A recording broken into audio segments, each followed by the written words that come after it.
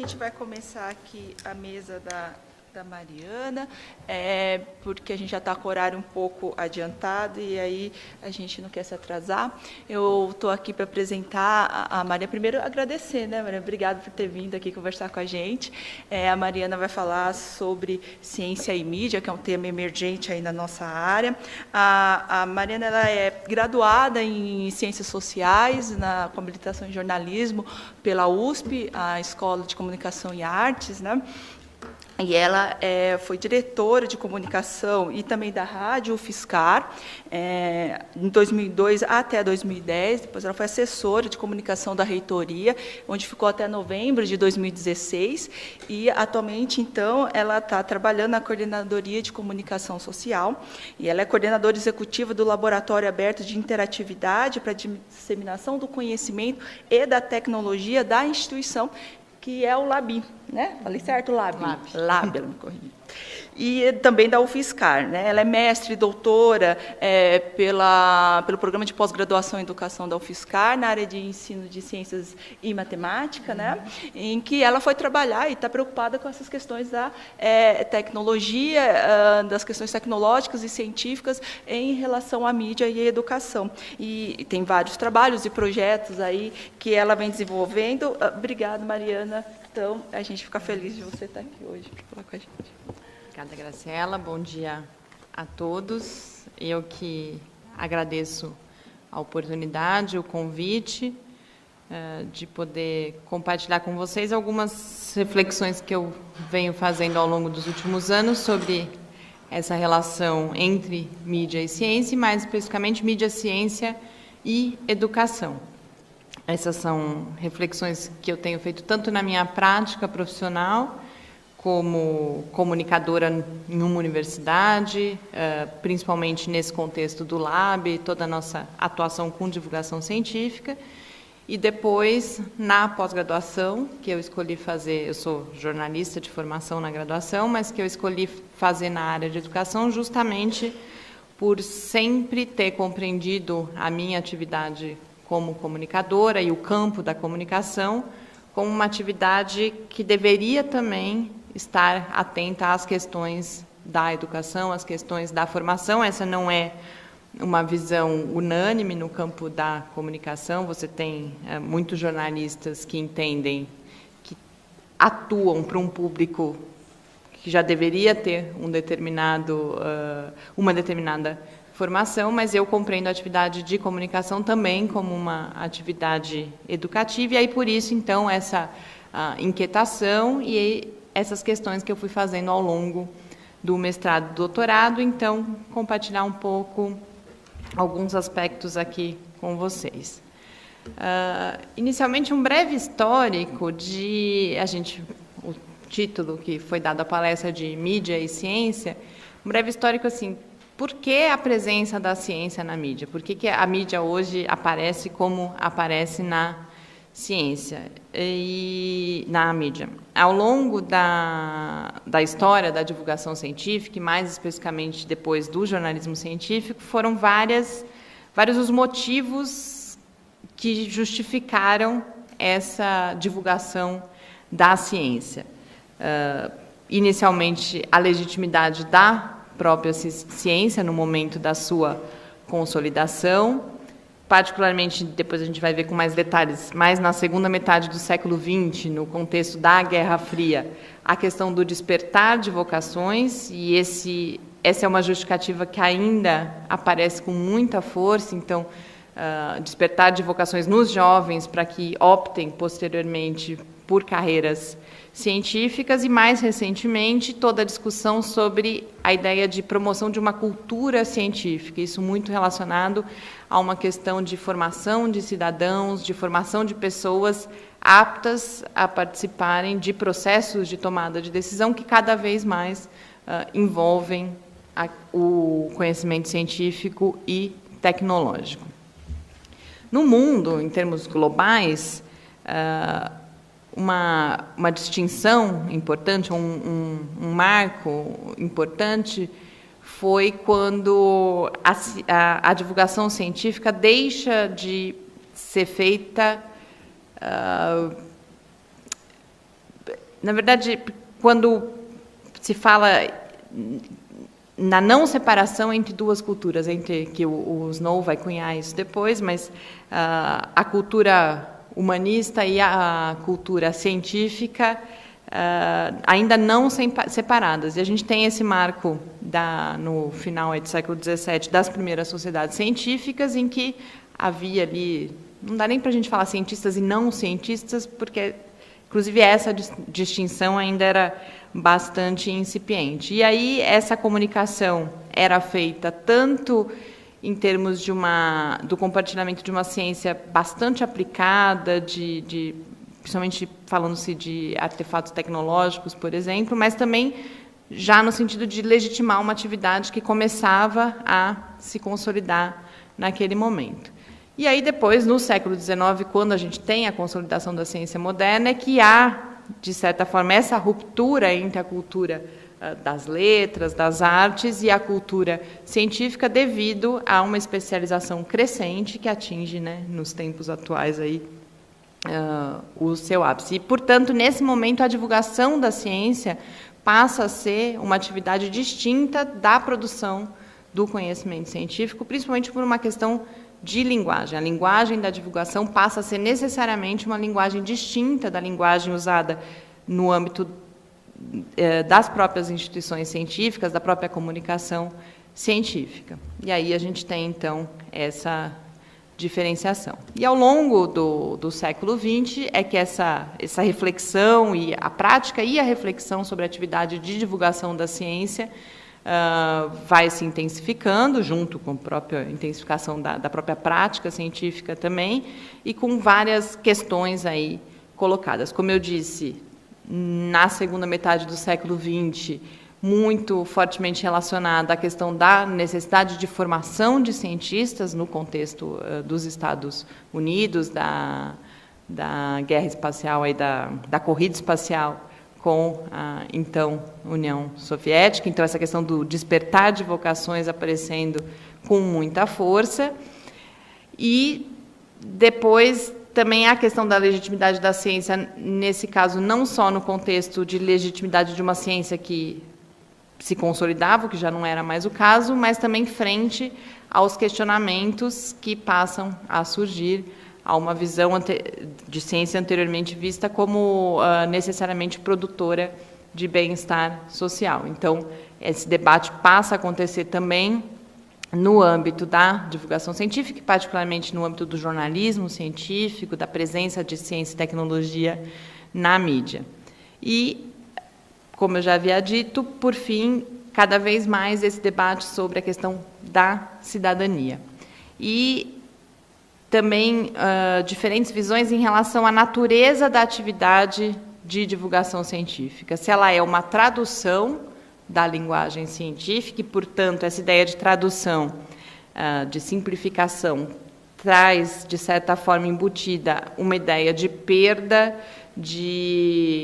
necessariamente de erro, talvez, ou, no mínimo, de imprecisão, ou a visão que eu corroboro, que é a de interpretação, de que a linguagem da divulgação científica ela responde a objetivos distintos da linguagem da comunicação científica entre pares. Por exemplo, é um novo discurso com outros objetivos e que, portanto, é fruto de uma atividade de interpretação e não de tradução. No Brasil, a divulgação científica, a gente coloca um marco aí de que ela teria pelo menos 200 anos de história. Esse marco vem da chegada da corte portuguesa no Brasil, porque é o momento em que a ciência também pode-se falar no início do desenvolvimento da ciência no Brasil, mas durante muito tempo aí uma divulgação científica bastante frágil.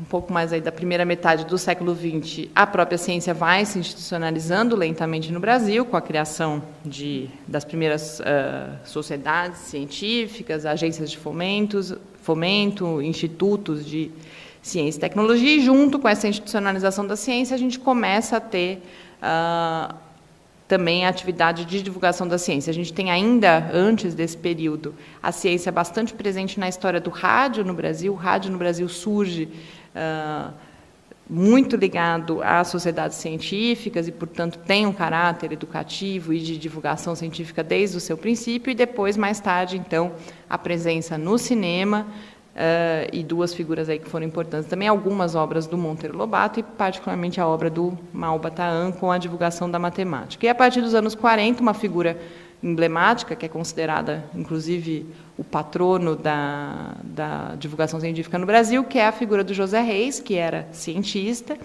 mas que se preocupa com a divulgação e manteve aí durante vários anos, se eu não me engano, 4 ou 5 décadas, uma coluna de divulgação científica no jornal Folha de São Paulo.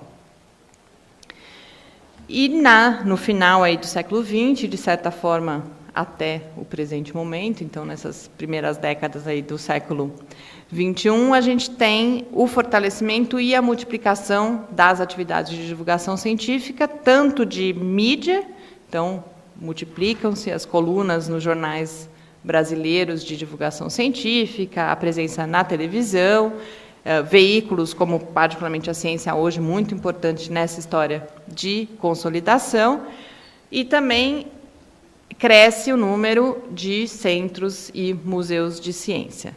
Mas, ao longo dessa história, prevalece o que é chamado de modelo do déficit na divulgação científica, que é uma divulgação científica que entende o público como tábula rasa, como analfabetos científicos, para quem aquele saber superior vai ser transmitido sem que haja uma crítica nesse processo. Isso vai sendo questionado, vai se fortalecendo a ideia de um diálogo, de negociação de saberes entre o público e a ciência, e, ao mesmo tempo, a gente teve, no início, agora, primeira década aí dos anos 2000, um investimento cada vez maior nas atividades de divulgação científica, inclusive pelas próprias agências que financiam a ciência, então vai se valorizando essa atividade de divulgação da ciência pelos próprios cientistas, inclusive, um esforço que, nesse momento, nessa situação, como várias outras coisas no Brasil, encontra-se, na melhor das hipóteses, estagnado, né? Esse investimento agora diminuiu um pouco,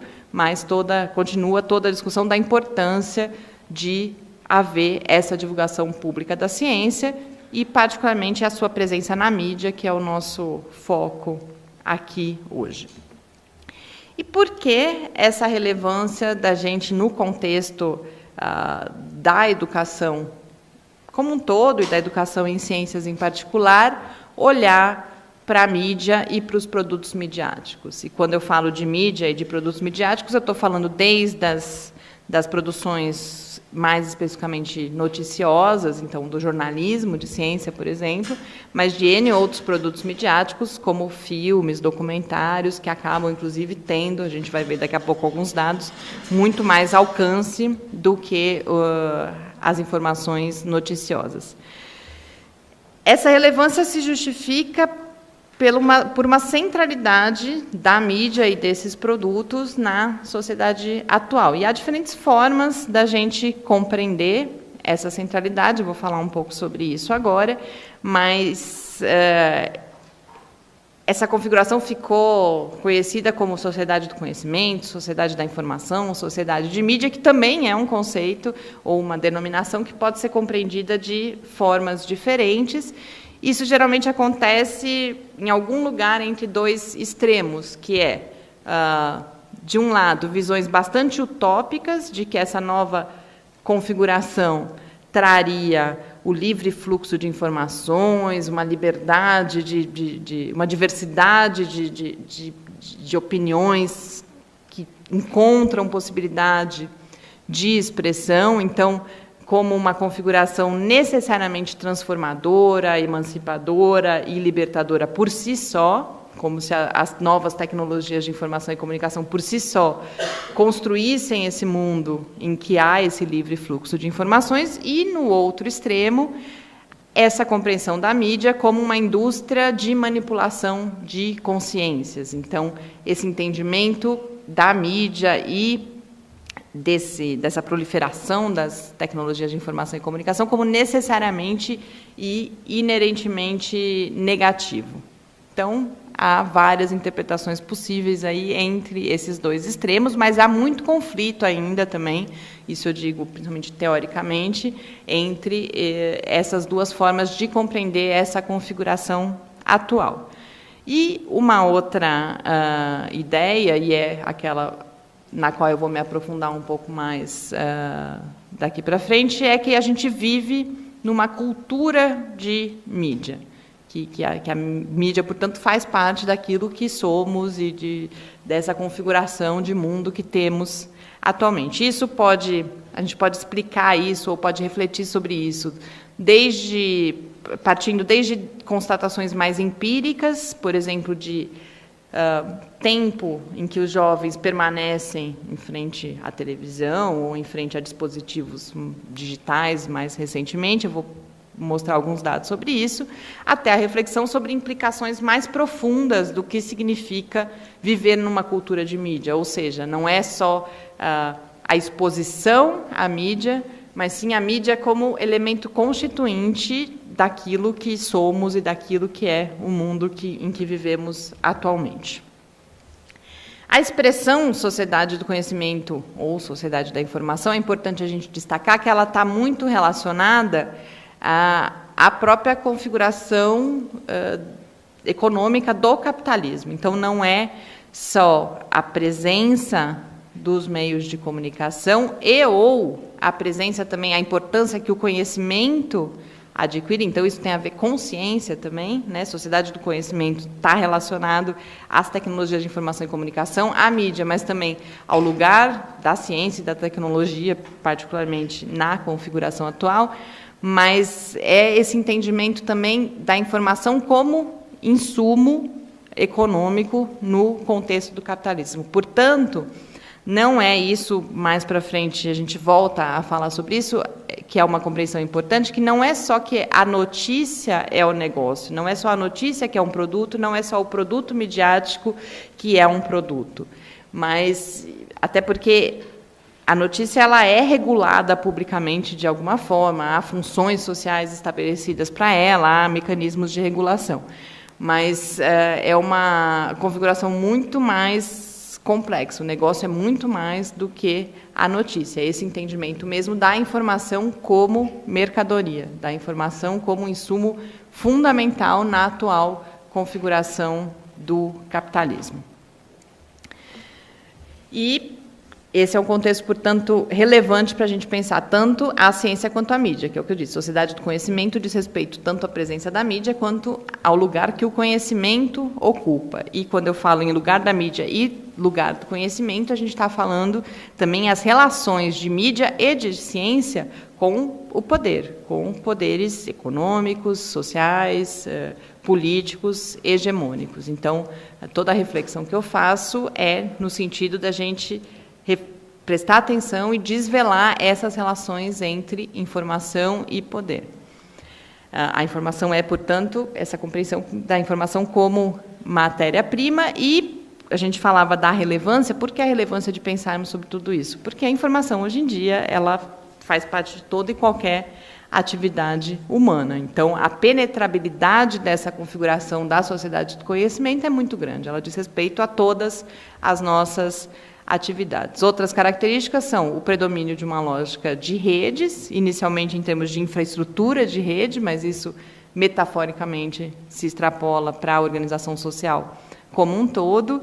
É uma configuração bastante flexível, que, portanto, se reconfigura muito rapidamente. Isso a gente vive diariamente, a gente vai vendo novas redes sociais surgindo, novos formatos midiáticos, de programas midiáticos, de projetos midiáticos. Então, muito rapidamente, principalmente os grandes conglomerados produtores de informação e produtores de produtos midiáticos vão respondendo a novas demandas ou a novas configurações econômicas e ou sociais, e uma convergência crescente também, não só tecnológica, mas, por exemplo, econômica, mais uma vez. Então, cada vez mais,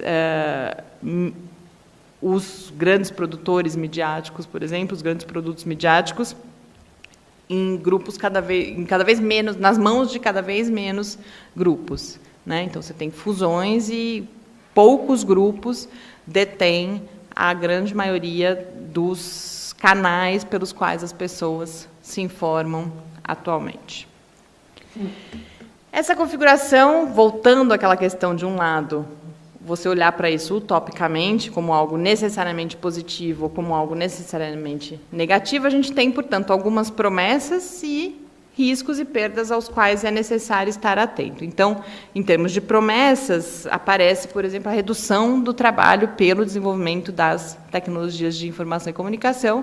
Não é o que a gente vê, particularmente aqui no Brasil, atualmente, mas é uma das promessas, né, alguma das esperanças de que essa nova configuração traga essa transformação. Uma democratização do acesso à informação, da possibilidade, inclusive, de produção, né, de informação por mais atores sociais, a possibilidade das tecnologias de informação e comunicação utilizadas no sentido de uma nova educação, dentre outras. Mas quais são os riscos e perdas? A gente tem, de um lado, a redução do trabalho, de outro, o desemprego tecnológico, mudanças na qualidade da comunicação entre as pessoas, e aí, nesse cenário da presença das redes sociais, hoje em dia, particularmente, cada vez mais a gente vê as transformações que estão acontecendo, muitas delas, eu acredito que a gente ainda nem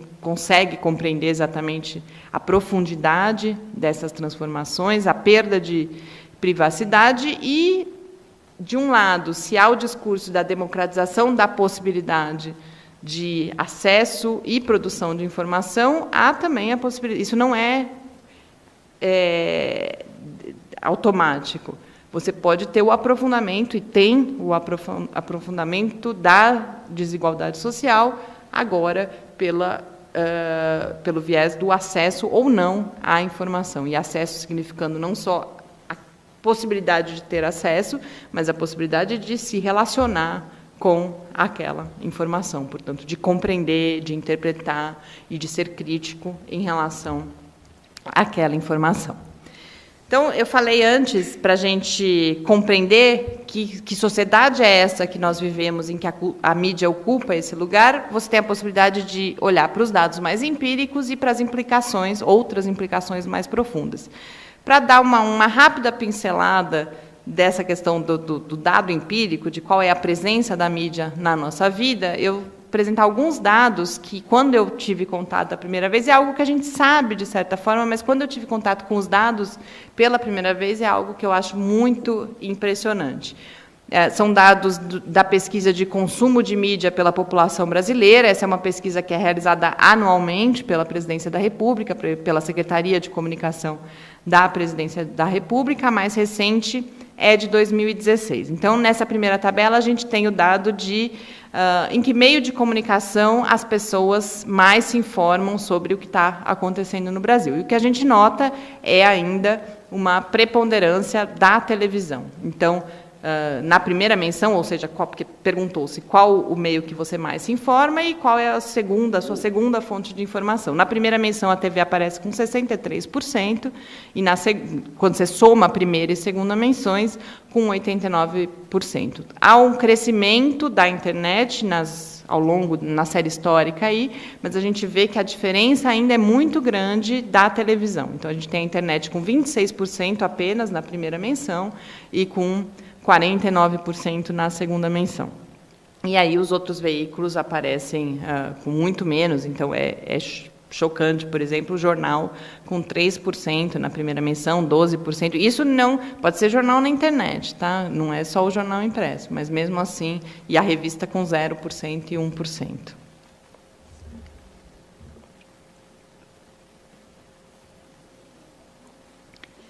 Em relação a quantos dias por semana as pessoas permanecem, né, se relacionam com esse, então assistem TV, ouvem rádio, leem jornais e revistas ou navegam na internet, a gente tem aí para os diferentes meios.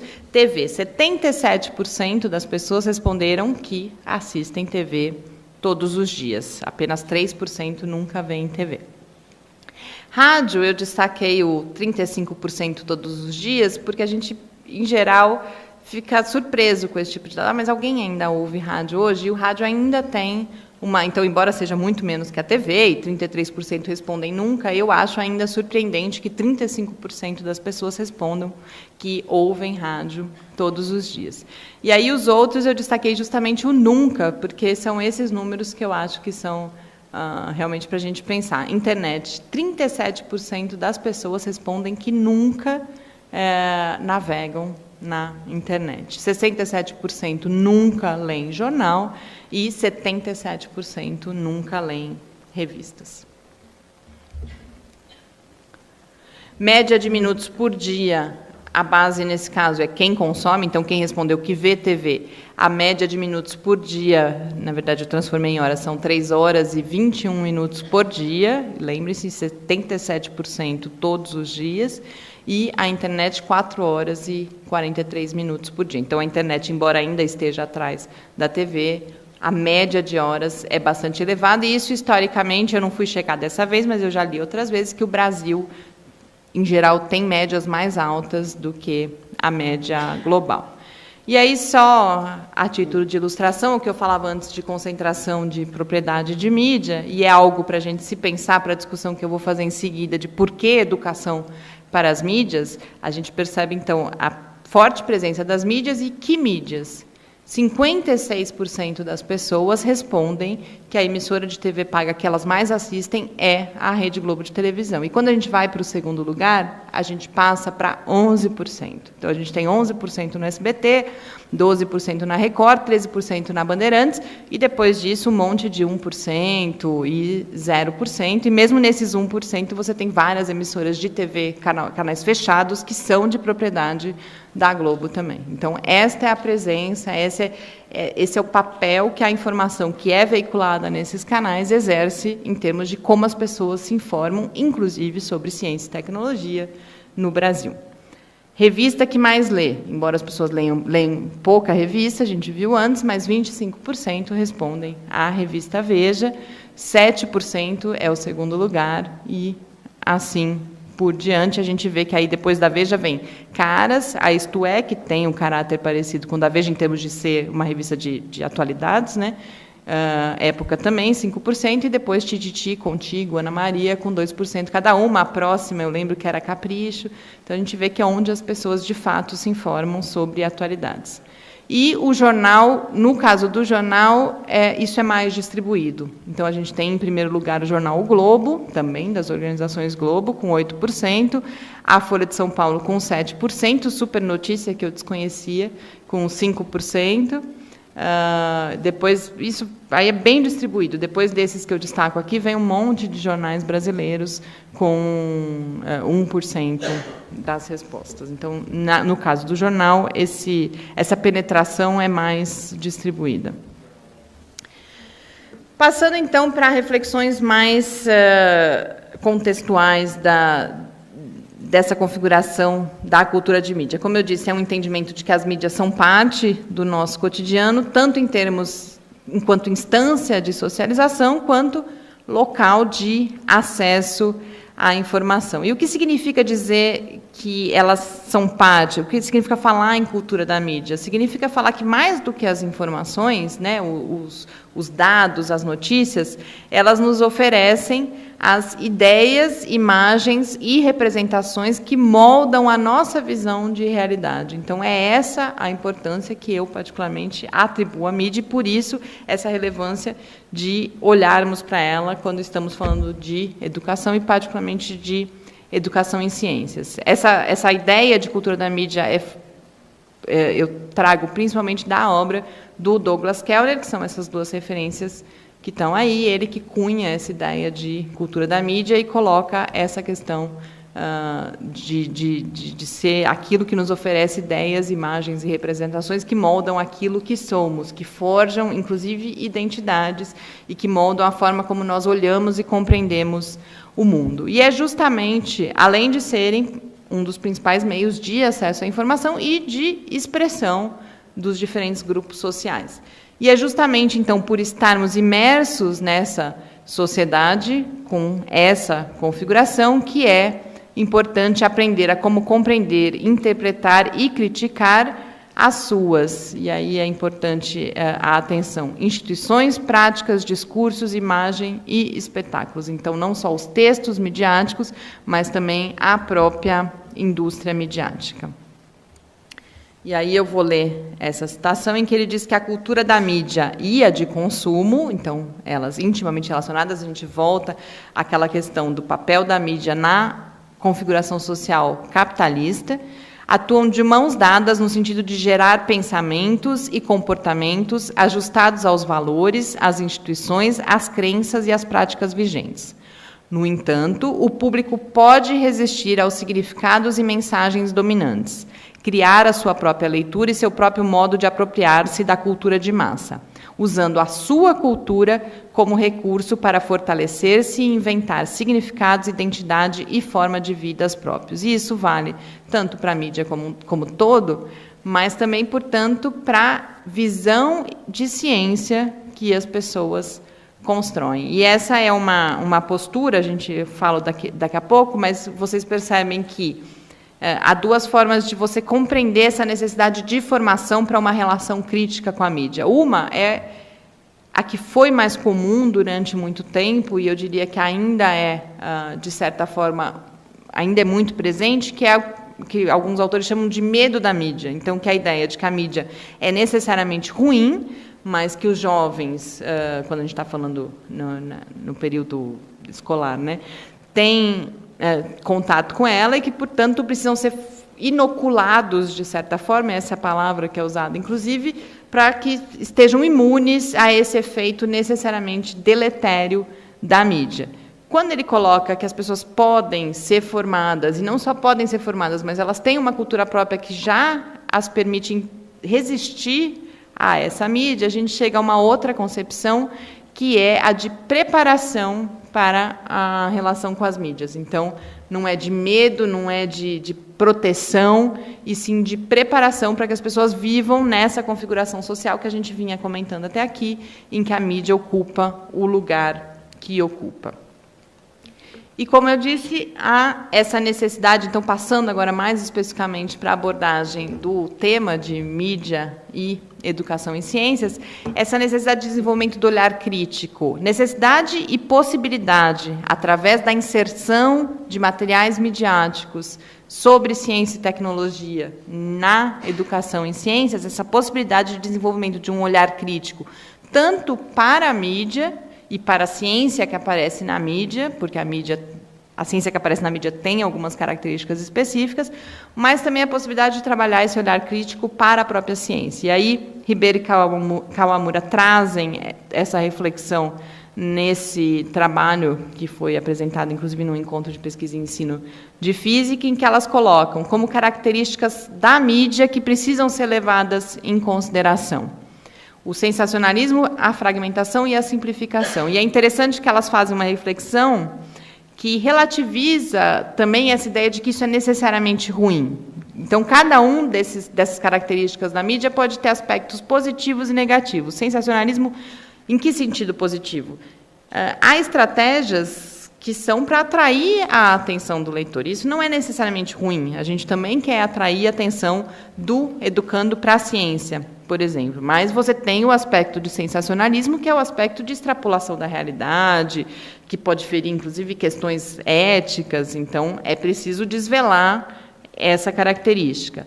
A fragmentação, no sentido de que, na mídia, muitas vezes, ou na maior parte das vezes, está ausente o contexto. A notícia ela é noticiada naquele dia e ela vai perder interesse, portanto, você não vai ter a continuidade do acompanhamento. Ou, daqui a uns meses, aquele assunto volta, mas ele não se refere àquela outra possibilidade vista anteriormente. Então, isso é algo que precisa ser trabalhado na hora que você vai trabalhar com fins de formação, a criação, a recriação desse contexto do qual as notícias foram extraídas.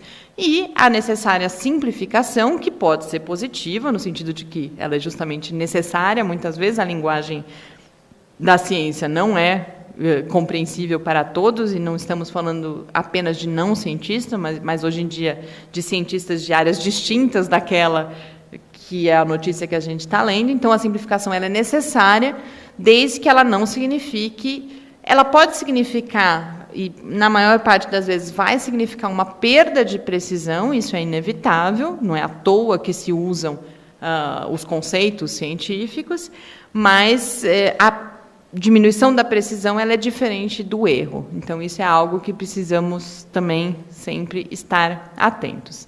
Em relação à ciência que aparece na mídia, como que características são identificadas por essas autoras e não só por elas? Isso é algo que se torna cada vez mais recorrente, essa categorização da ciência que aparece na mídia.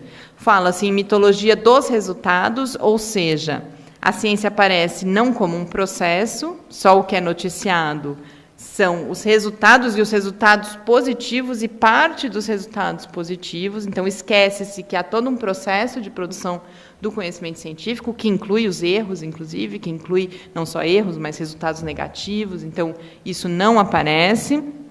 Então, parece que é por mágica, parece justamente, vocês já devem ter ouvido falar que é por obra de gênios que têm uma bela ideia um dia e alcançam um resultado científico. O mito da neutralidade. Isso acontece muito pela ausência e que reforça uma visão que já é comum da ciência como produtora de verdades, como sem interesses, né? Os atores e instituições científicas como descolados da sociedade como um todo, na realidade. E um dos indicadores disso, que tem uma outra autora que fala bastante, é essa questão da ausência do contraditório na cobertura de ciência. Então, vocês notem que, por exemplo, na editoria de política, sempre você tem essa questão, o outro lado, ou um falou uma coisa, você sempre mostra um outro ponto de vista. Isso, em geral, não acontece é muito raro acontecer na cobertura de ciência. Você tem, em geral, a notícia sobre um estudo ou sobre um tema, e muito dificilmente você vai ter pesquisadores, por exemplo, que pensam diferente, questionando aquilo. Isso diz respeito tanto à mídia, quanto ao próximo tópico que a gente fala, a própria ciência. É muito difícil, por exemplo, você encontrar, e aí a gente pode gastar um tempo pensando por quê, mas pesquisadores que disponham, por exemplo, a fazer esse contraditório. E aí, isso para introduzir, é que a gente falava, o desenvolvimento do olhar crítico também para a própria ciência. Então, não só para a ciência que aparece na mídia, mas essa ideia de que há, sim, interesses envolvidos, óbvio, na prática científica. E que interesses são esses? Quando a gente está olhando para essas notícias, a gente pensar também em que interesses são esses.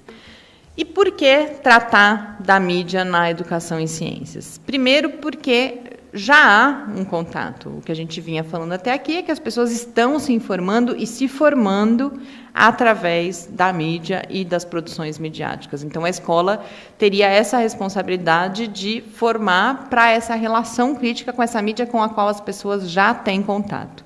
Mas também há motivos, há justificativas para que seja feita a inserção intencional, né, com fins educativos desses meios no ambiente escolar. E eu penso sobre isso nesse sentido de colaboração entre divulgação científica e ensino de ciências, no sentido do fortalecimento de uma cultura científica. Então, não naquela perspectiva, por exemplo, de medo da mídia, de a mídia atrapalha o aprendizado das ciências, portanto, a gente precisa preparar e proteger e inocular os estudantes para que essa mídia deixe de atrapalhar. Não é nessa perspectiva, mas sim na perspectiva de que ambas as atividades podem se ajudar, colaborar para o fortalecimento dessa cultura científica. E por que é importante tratar das mídias em termos da escola também? Esse aspecto que elas não são um retrato da realidade talvez seja o principal deles. Elas envolvem processos de escolha, do que dá visibilidade e do que ocultar. Elas envolvem representações que trazem consigo visões de mundo, diferentes valores, e é por isso que é importante a gente ter esse olhar crítico para deixar de vê-las como retrato da realidade. E nesse processo, o professor seria, então, um mediador dessa relação dos seus alunos com essa mídia que não é um retrato da realidade. E tem diferentes possibilidades de inserção da mídia no ensino de ciências. Eu vou falar principalmente a questão da mídia como objeto de estudo, mas ela pode ser inserida como fonte de conteúdo, desde o fato de que ela já é uma fonte de conteúdo fora da escola, e é preciso levar isso em consideração, mas também, por exemplo, para a atualização de alguns conteúdos escolares, já que a matéria da mídia é a atualidade, como ferramenta metodológica, principalmente de motivação, seja porque é, por exemplo, um tema que está todo mundo interessado, porque está recebendo destaque na mídia, seja pela aproximação de determinados temas do cotidiano dos estudantes e, por fim, então, a mídia como objeto de estudo em duas perspectivas. Uma da criatividade, ou seja, da formação para a produção de mídia, inclusive para que seja possível as pessoas construírem outras narrativas que não as hegemônicas dos grandes meios de comunicação, e, nesse sentido, é importante uma reflexão que mesmo essa formação para a produção de mídia tem que ser na perspectiva crítica, para que não se reproduza apenas os mesmos modelos hegemônicos. Então, não adianta nada você ensinar as técnicas de produção midiática sem que haja um questionamento de que narrativas serão essas que vão ser produzidas. E, por fim, então, essa abordagem da mídia como objeto de estudo nessa perspectiva da formação para uma relação crítica com a mídia. E o que significa isso? Significa formar as pessoas para que elas possam fazer a análise das relações complexas existentes entre textos públicos, indústrias da mídia, política e, principalmente, o contexto sociohistórico em determinadas conjunturas. Então, essa é a visão, é a proposta do Douglas Kellner e também um outro autor importante, quando a gente fala em educação para as mídias, o David Buckingham, que é essa outra referência, e que não é a única possibilidade. A gente tem, mais comumente, autores defendendo que se trabalhe ou com a perspectiva de analisar criticamente a indústria de mídia, a sua relação com as estruturas capitalistas, ou seja, o polo da produção midiática, outros defendendo que é necessário olhar para os textos midiáticos, se relacionar criticamente com os textos midiáticos, e outros ainda, focando os processos de recepção. Então, vamos entender como é que o público se relaciona com as produções midiáticas e protegê-los dessas produções midiáticas. E esses dois autores defendem que necessariamente é preciso trabalhar concomitantemente com essas três ênfases, porque é na inter-relação entre esses três aspectos que se configura a cultura de mídia da qual falávamos anteriormente.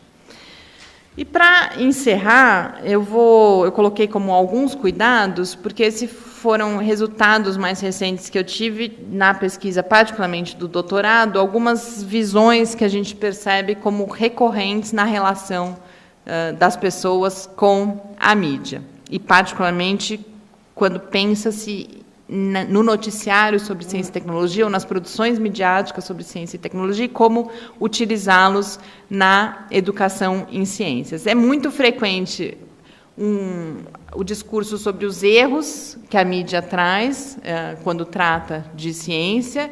Isso é importante, é claro, a gente evidenciar esses erros, mas isso eu sinto que acaba nublando outras preocupações que são necessárias nessa formação para uma relação crítica com a mídia. E aí, uma sugestão interessante foi, eu trabalhei com isso no mestrado, que esses autores trazem para a gente escolher, inclusive, que produtos de mídia levar para a educação em ciências, ou até mesmo como desenvolver um olhar crítico para o noticiário sobre ciência e tecnologia.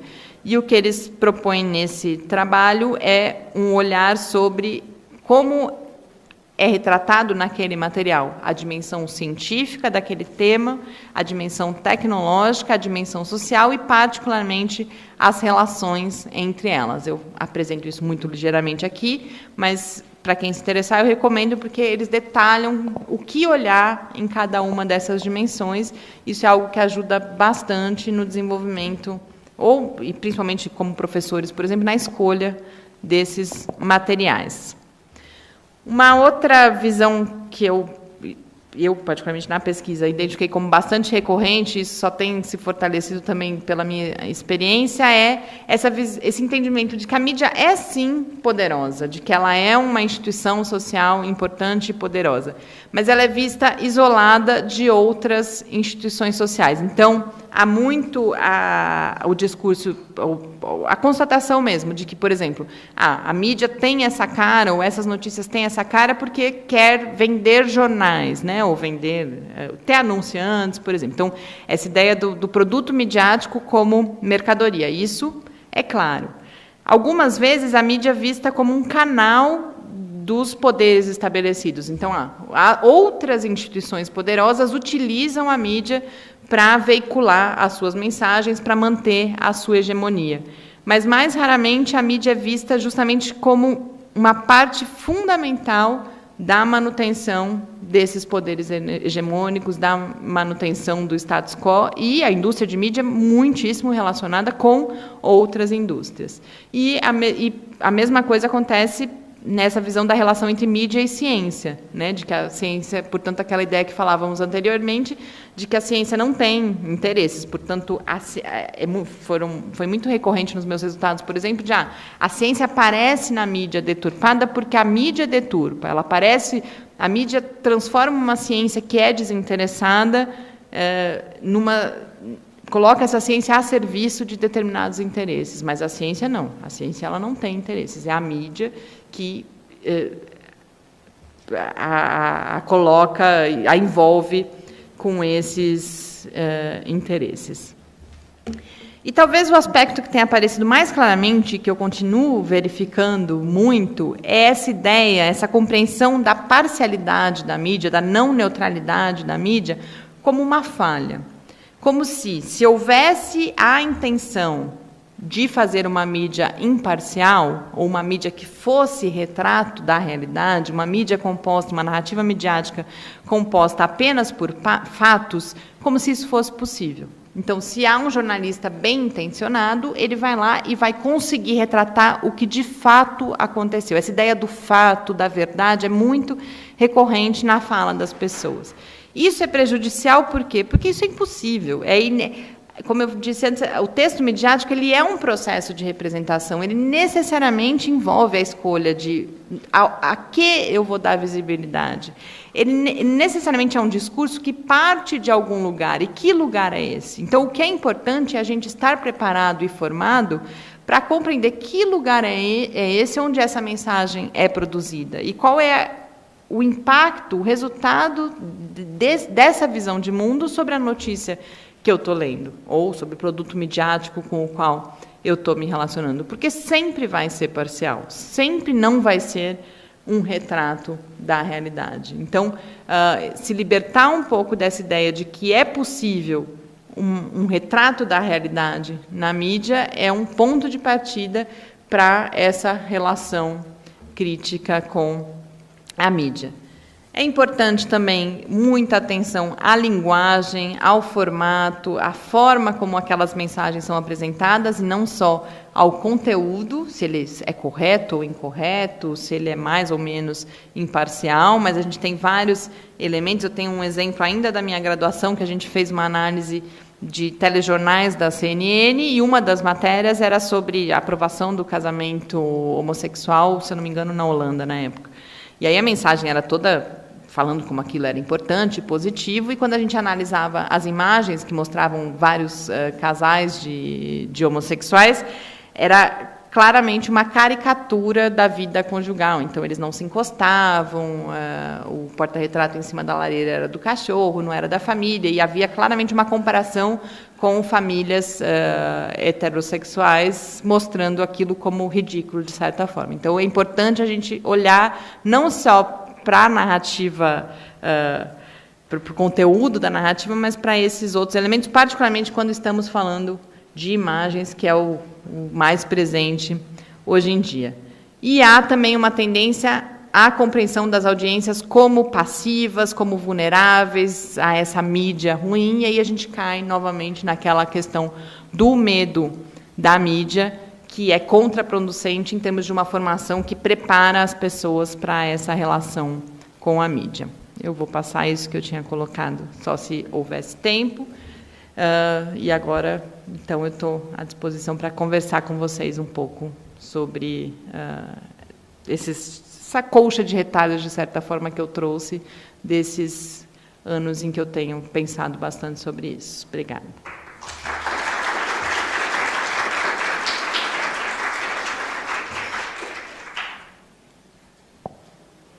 Obrigada, Mariana, foi muito interessante. A gente vai abrir agora para o público fazer perguntas. A gente pode fazer. Mariana, foi muito interessante sua fala aí sobre a questão da mídia, da ciência, é uma coisa que a gente sempre discute e é sempre um desafio. E uma coisa que me chamou a atenção foi a questão de você falar sobre que quando faz a cobertura de ciência não trabalha com o contraditório, né? Essa é uma questão bastante intrigante, porque eu me lembro, assim, talvez de casos recentes, somente foram buscar contraditório aqueles assuntos mais espetaculares ou aqueles que foram diretamente divulgados na mídia. Então, talvez o mais recente famoso foi a história dos neutrinos que viajavam mais rápido que a luz, que foi divulgado diretamente, não foi um artigo publicado. Geralmente, quando vem a notícia de um artigo publicado, seja que seja na Nature ou na Science, talvez fique já a sensação que o contraditório já foi feito no momento da discussão e da revisão pelos pares, né? Que a ciência, os artigos publicados, a divulgação da ciência nos meios, ela passa por essa questão da revisão dos pares. Talvez isso seja o sentimento que o jornalista tem de não procurar uma outra pessoa para contradizer aquele resultado, pois um outro trabalho para contradizer aquele resultado vai levar tempo para sair, né? Você publica o resultado, alguém recebe aquilo, até demonstrar que aquilo tem um tempo muito diferente do tempo da notícia. Então, talvez essa seja uma particularidade da própria forma da produção do conhecimento científico, ele passa por esse contraditório, por essa discussão, na etapa anterior da publicação. Então, eu fico com um pouco dessa questão. Mas eu acho que isso é o sentimento que o jornalista tem. Mas eu acho que isso não deixaria de perguntar, de tentar encontrar esse contraditório, mesmo naquela notícia mais recente. Eu só me lembro desse caso, desses resultados espetaculares. Teve também das ondas gravitacionais detectadas pelo radiotelescópio. Então, algumas coisas desse tipo aí. Eu acho que falta, que dá essa característica diferente da ciência do que outras editorias que se trabalham.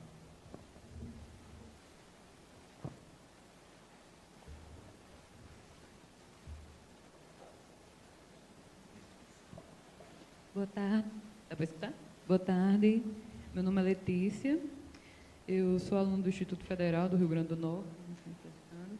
E, assim, a fala da senhora chamou muito a minha atenção, fez me lembrar um sociólogo, o Bauman.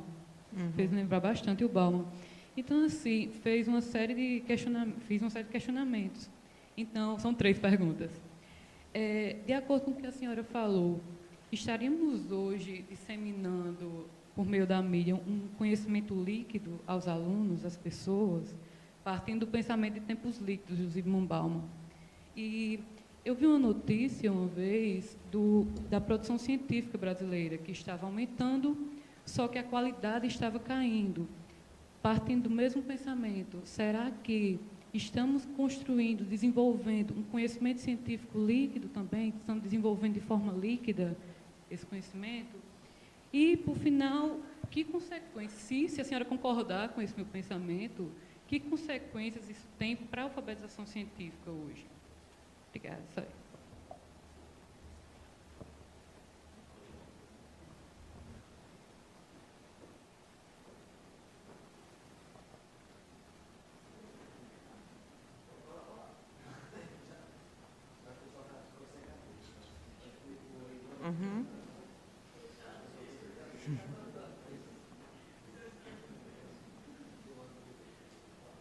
Obrigado pela apresentação, Mariana. Gostei bastante.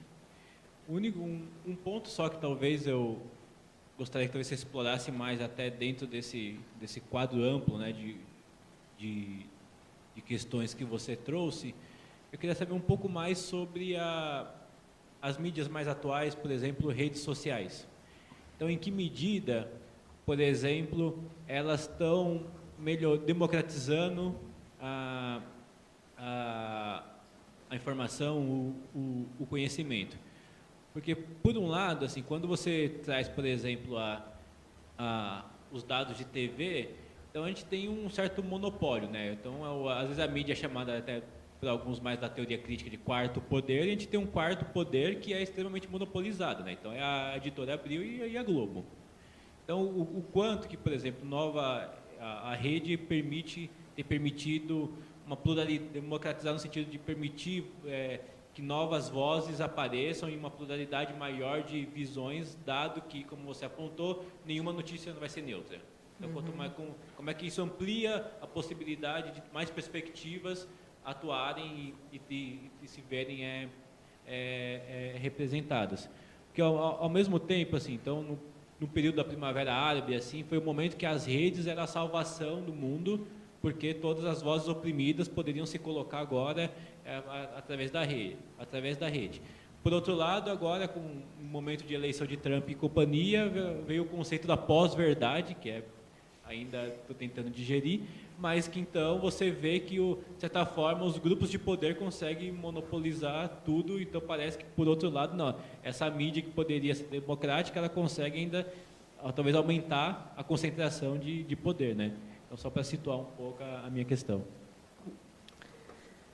Bom, começando pela questão do contraditório que a Adilson coloca, eu acho que tem a ver com o jornalista pensar isso, e isso reflete esse poder da ciência, né? Eu acho que é um mecanismo poderoso, em termos poderosos de produção de um conhecimento extremamente importante, mas é poderoso também em termos de isolar a ciência, de certa forma, dessa possibilidade de discussão social. Porque quando eu falo, os autores a partir dos quais eu falo isso também, no contraditório, é o contraditório não só dentro da própria ciência, mas de outros lugares sociais poderem questionar. Então, eu acho que a gente tem 2 outros casos que trouxeram contraditório com ele, e aí sim esse contraditório que não é só dentro da própria ciência, que foram o próprio caso do Nicoleles, na época da COP, aí você tem todo esse aspecto, por exemplo, de questionar financiamento, além do contraditório que ele tinha dentro da própria comunidade científica, no caso, mas também de questionar financiamento, e mais recentemente, o caso aqui em São Carlos, muito conhecido, da fosfo, né, que eu não me arrisco a falar o nome inteiro, mas da fosfoetalonamina, mas que aí você tem N outras questões que precisam ser colocadas. Não que eu acho que isso foi bem feito pela mídia, muito pelo contrário, eu acho que o caso da fosfo é emblemático de como fazer mal essa cobertura de ciência. Mas quando eu falo em contraditório, então é muito isso também, você trazer, sim, os questionamentos que podem, porventura, existir dentro da própria ciência, e muitas vezes eles existem e não aparecem, mas também de você trazer essas outras vozes para discutir ciência.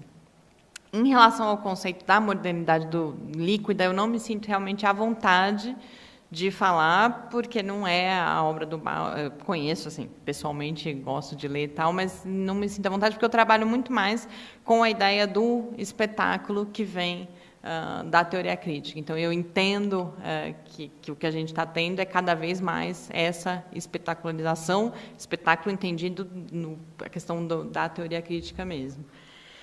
E aí, em relação às redes sociais, a pós-verdade, é justamente o que eu falava dessa visão ufanista de que é necessariamente democratizante. O que eu entendo é que elas trazem consigo esse potencial de diversificação e de democratização, mas que é só por essa educação para as mídias que esse potencial pode vir a se realizar. Hoje em dia, o que eu vejo é realmente, primeiro, um contato cada vez menor com... A gente tem lido cada vez mais frequentemente agora, o quanto, por exemplo, na timeline, você vai lendo cada vez mais só aquilo que confirma o que você já pensa, porque você acha que é você, na verdade, mas muito também os algoritmos, e principalmente os algoritmos, vão cada vez mostrando para você aquilo que você já conhece, aquilo com o que você já concorda.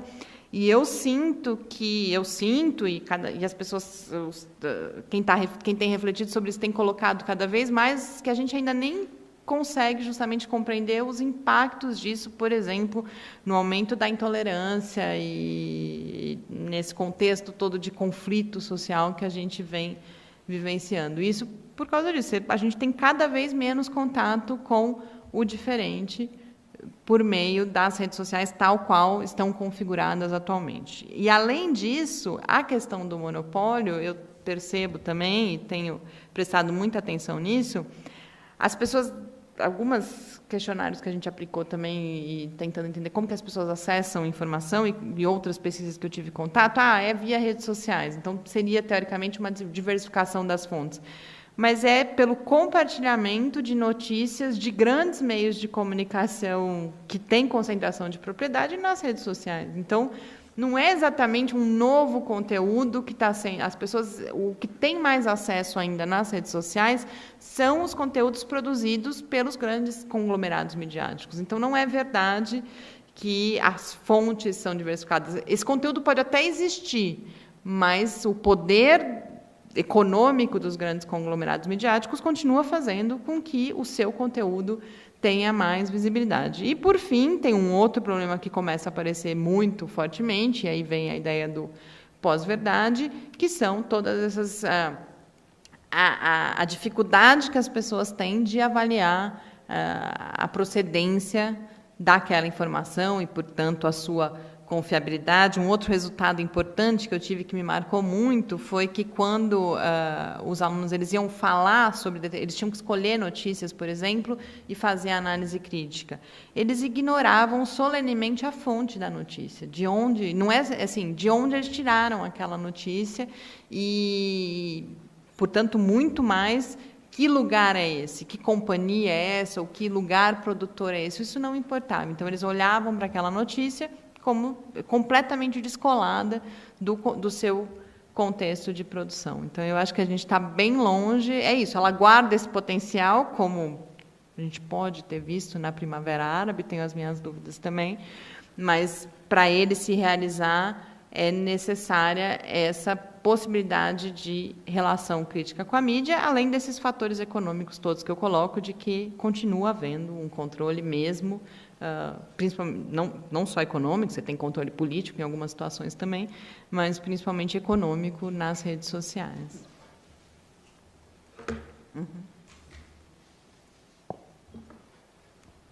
Bom dia.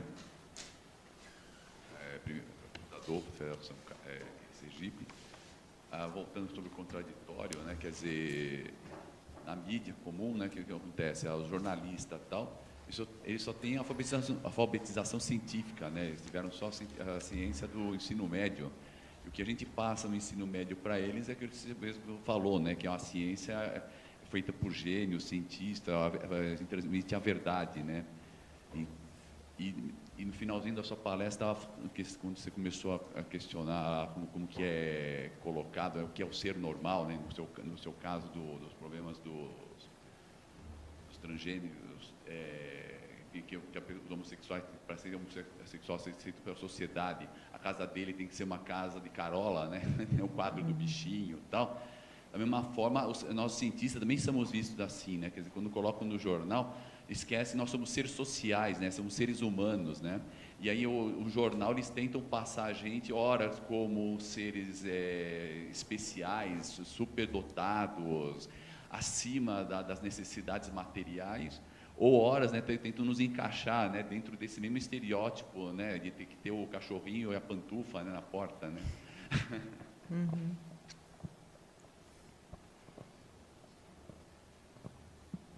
Bom dia. Primeiramente, parabéns pela apresentação. Acho que esse tema é bastante útil para a gente que é educador. A minha pergunta é sobre seu entendimento de divulgação científica. Tem um entendimento que diz que é uma simplificação, né? E o que você trouxe como uma tradução. Você acredita que, nessa parte, considerando como tradução, como toda tradução há perdas, né? Por exemplo, do latim para o grego, do grego para o inglês, do inglês para o português, há uma perca. Mas considerando a divulgação científica como um gênero de discurso próprio, com uma própria produção e uma própria vida, se não seria um viés assim, mais interessante de consideração da DC?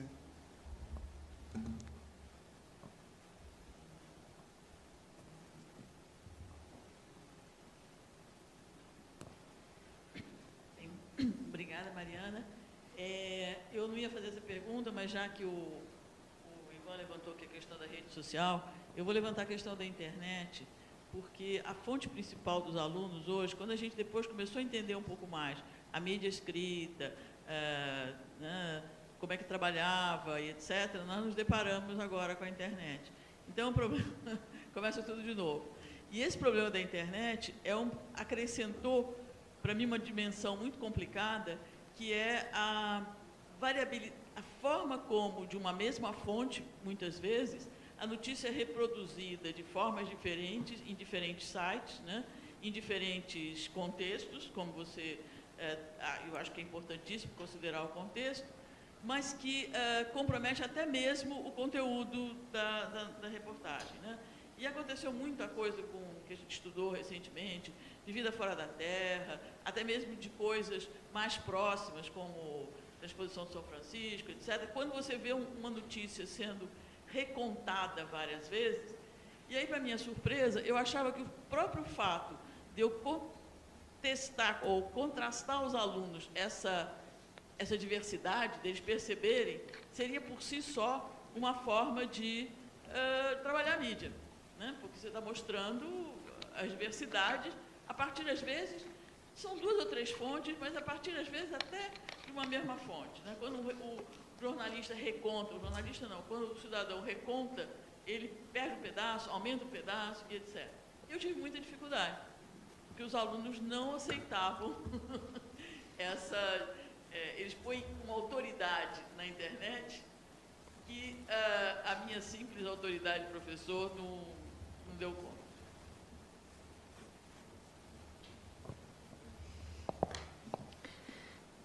Bom, começando pela formação de jornalistas, esse, sem dúvida, é uma discussão muito grande, nas próprias redações, e isso acaba tendo como consequência, inclusive, a gente tem uma especialização. Se vocês prestarem atenção, por exemplo, nas editorias de ciências da Folha, do Estado, do próprio G1, elas sempre vão ter a cara dos jornalistas que estão lá, que, em geral, foram alunos de ensino médio que se interessaram por ciência de alguma forma, mas aí você tem, por isso eu acho que explica, em grande medida, por exemplo, a prevalência de astronomia, por exemplo, na mídia. Acho que não só, mas eu conheço jornalistas, alguns deles, né, e eu sei o interesse deles. Aí outros têm interesse, por exemplo, na questão da evolução ou das ciências biológicas como um todo. Então, isso é um aspecto bastante importante na forma como a cobertura... Isso a gente está falando dos grandes jornais, onde você tem essa formação e tem esse outro problema, que é a especialização. Mas, na maior parte dos casos, você vai ter, escrevendo sobre ciência, pessoas que não tiveram nunca nenhum interesse por ciência. Eu acho que não... Eu discordo de algumas posições de que o jornalista teria que ser um especialista. Eu acho que não. Eu acho que a gente tem que tratar... Tudo bem, ciência é um tema específico, mas eu acho que tem que haver um compromisso com... Eu vejo muito, o que eu quero dizer assim, eu vejo muita gente escrevendo sobre coisas que elas mesmas não entenderam. E elas, não, por algum motivo, não continuaram perguntando até compreenderem, ou talvez não tivessem essa possibilidade de entender. E a hora que você vai escrever sobre algo que você mesmo não entendeu, o resultado é necessariamente trágico, né? A qualidade daquele texto vai ser seriamente comprometida. Então, eu acho que a formação de jornalistas como um todo e a formação de jornalistas de ciência em particular, a gente tem uma disciplina que é optativa, por exemplo, na Faculdade de Jornalismo, e isso já com esse histórico todo de toda a nossa formação anterior em ciências. Eu acho que esse é um problema sério a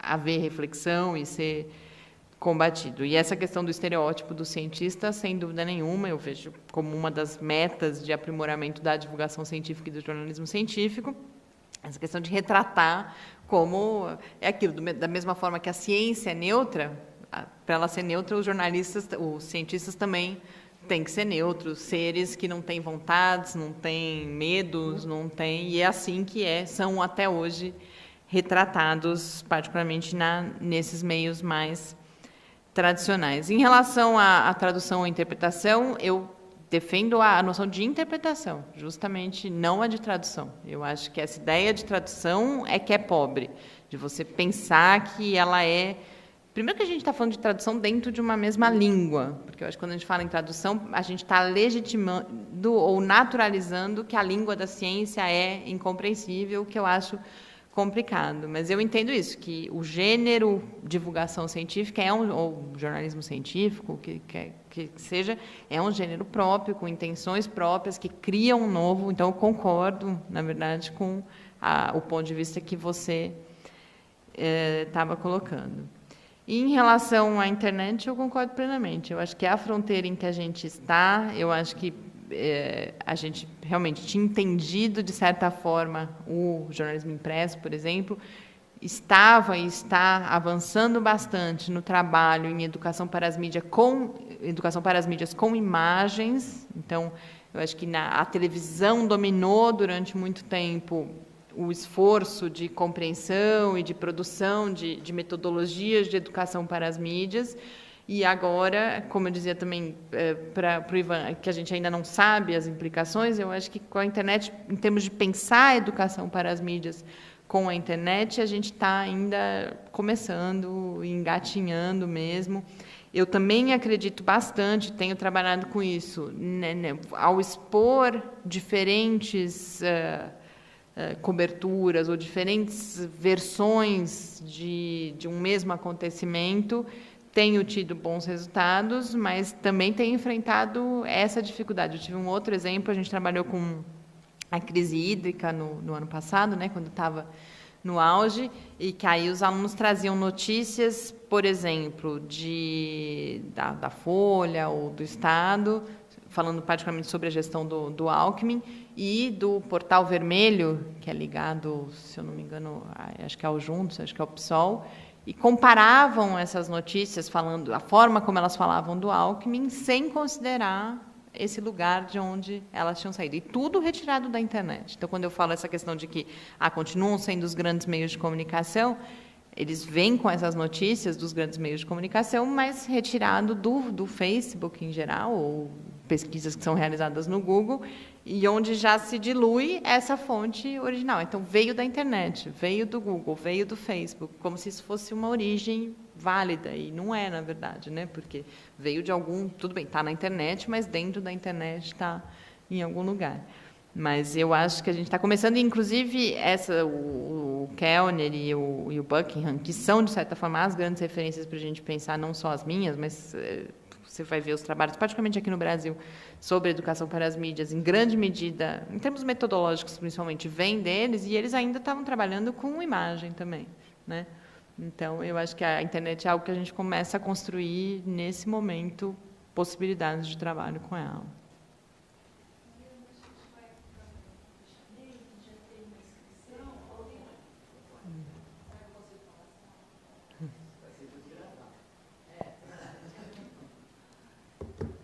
A gente já está caminhando para o final da palestra, então a gente já tem uma inscrição. Queria saber se alguém mais quer fazer alguma pergunta.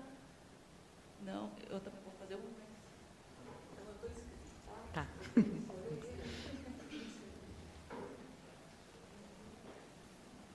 Olá, primeiramente eu gostaria de parabenizar pela palestra e me chamo Marcos, eu moro em Goiânia e eu gostaria de trazer uma questão relacionada à educação, à área da educação, porque a ciência, a mídia, né, se tratando da ciência, ela não está tão presente, por exemplo, nas escolas. Eu acho que isso deveria ser um pouco melhor explorado. E daí, por exemplo, de que maneira você vê uma forma de a ciência estar mais presente nesse âmbito educacional, para que isso fosse melhor explorado desde a educação básica, por exemplo, para que isso fosse trabalhado futuramente? De que maneira você entende? Uhum.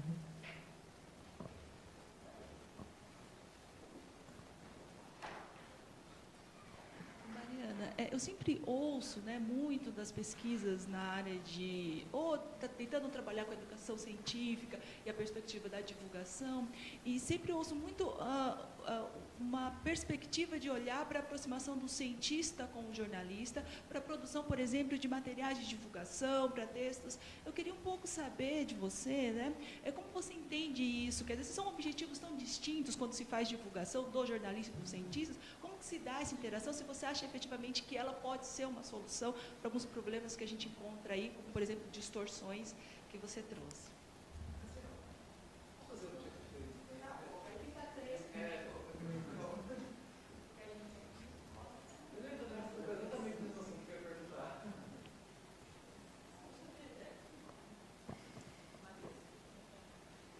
Oi, complementando um pouco a pergunta da Graciela, eu queria fazer um comentário.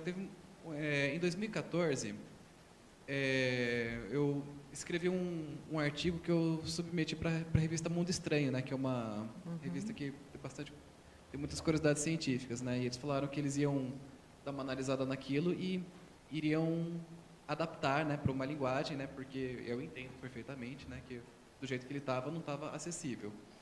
Eles publicaram, um negócio assim completamente diferente do que eu escrevi, mas publicaram pelo menos. A minha dúvida é o que seria o ideal para o público? É o jornalista ter mais conhecimento científico ou o cientista ter mais conhecimento jornalístico para divulgar a ciência para as grandes massas? Bom, começar pelo Marcos. Eu acho que eu acho que a resposta para as duas, em parte, também está relacionada, mas eu vejo que, de fato, há estudos que mostram isso.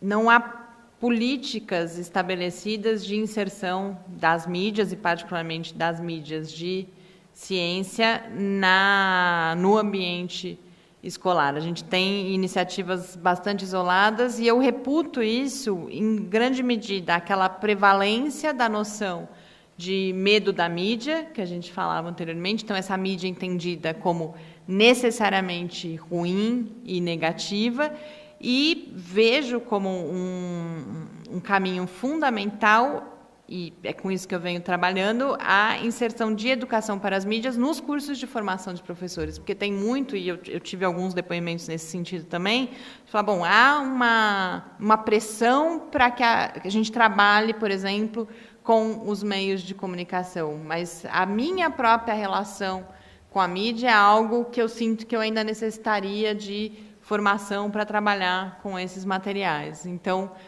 eu acho que o fortalecimento dessa área, que é a área de educação para as mídias, é um passo essencial, porque senão a gente pode ter também, como já acontece, uma incorporação à crítica dessas mídias. A gente vê, por exemplo, em livros didáticos, muito presente, excertos de produções midiáticas e sem qualquer reflexão, e muitas vezes só a título de ilustração, de alguma coisa desse tipo. Então, eu acho que fortalecer a educação para as mídias no Brasil, particularmente, em que ela é bastante incipiente, e na formação, então, de licenciandos mais ainda, é uma necessidade para que essa inserção aconteça não só quantitativamente mais, mas principalmente com qualidade. E aí, em relação às relações cientista-jornalista, eu vou começar mais especificamente com a sua questão. Eu acho que durante muito tempo, agora eu vejo menos isso, mas essa construção de uma oposição entre cientista e jornalista, ou entre ciência e mídia, nos impediu muito de avançar. Então, cria-se um pouco essa relação de animosidade, que tem motivos de ser, eu sei, já vi N casos, né, essa questão da distorção, mas eu acho que a gente precisa superar isso, e aí o que eu acredito é nesse sentido da colaboração. A gente, pensando especificamente em jornalismo, primeiro, eu acho que o jornalista precisa aprender um pouco mais de ciência, mas eu acho que uma formação em comunicação, de certa forma, para os cientistas é fundamental. Tanto porque eu acho que há uma determinada divulgação científica que o cientista pode e deve fazer, mas também para nessa relação com o jornalista e com a mídia que ele esteja, que o diálogo possa de fato acontecer, e não que o cientista, como é muito frequente também, queira que nós publiquemos, por exemplo, o artigo, não estou falando do seu, estou falando assim, de um artigo científico, mesmo ipsis lipsis, qualquer coisa menos do que aquilo é impreciso, é errado, e que aí não tem... E isso é muito comum. Eu sou assessora também de comunicação numa universidade, então eu lido com essa questão o tempo inteiro. E tem, cada vez mais, inclusive, pesquisadores que se recusam a dar entrevista porque quer que publique exatamente da mesma forma. Então, eu acho que a formação de ambos é necessária para que a gente possa avançar. E aí, na questão do trabalho conjunto, tanto é nisso que eu acredito, e é o trabalho que a gente vem fazendo, a Adilson está aqui, no Lab, que é o que eu, inclusive, deixei o endereço aqui. Eu acredito muito nisso. Eu acho que cada um tem o seu papel específico e nem sempre vai ser possível trabalhar conjuntamente. Se a gente pensar no caso de redações, isso é mais difícil, mas eu acho que a relação pode ser melhorada por essa formação. Mas, em termos, por exemplo, de outras iniciativas, e particularmente iniciativas que nascem na própria instituição científica, a melhor forma que a gente tem de avançar é trabalhando conjuntamente, e essa direção que a gente tem seguido, e eu, particularmente, acredito que com bons resultados. Queria aproveitar, já agradecer, então, mais uma vez um convite, foi um prazer grande conversar com vocês sobre isso, estava bastante ansiosa se eu podia colaborar com vocês ou compartilhar coisas que fossem relevantes. É um tema que me é muito caro e eu espero ter conseguido aí acrescentar alguma coisa nessa conversa. Obrigada e obrigada pelo convite.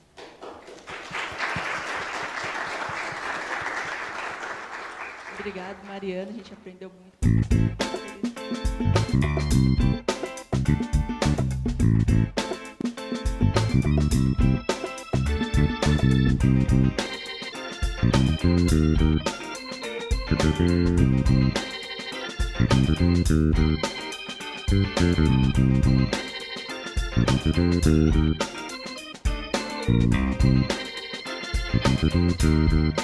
Thank you.